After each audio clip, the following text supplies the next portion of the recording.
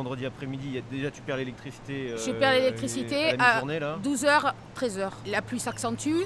Il y a la métropole qui arrive, Nice Côte d'Azur, qui arrive chez moi et qui me confie deux personnes à gérer qui étaient coincées sur la route.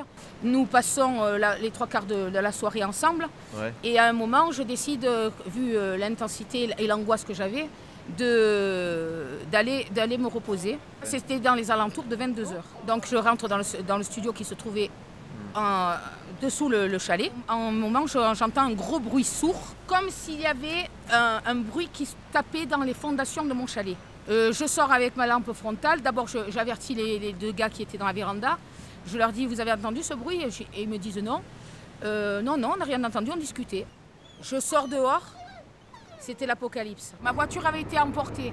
Et je remarque, en avançant en direction de mon garage, qu'il y avait un trou béant à la place de mon jardin. Tout avait disparu, tout était tombé. Et là, on est mal. Le chalet est en train de partir dans la rivière.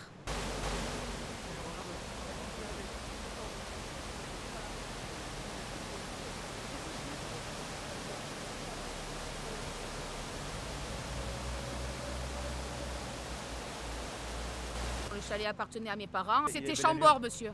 C'était Chambord, je vais vous dire. Des chalets comme ça, c'était... D'ailleurs, toutes les personnes d'ici du village me disaient « Qu'est-ce que tu l'entretiens bien, comme c'est beau chez toi ».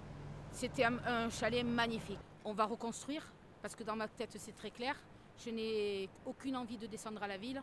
Ma vie, elle est destinée à être à la montagne, avec tous les bienfaits de ce qu'elle apporte.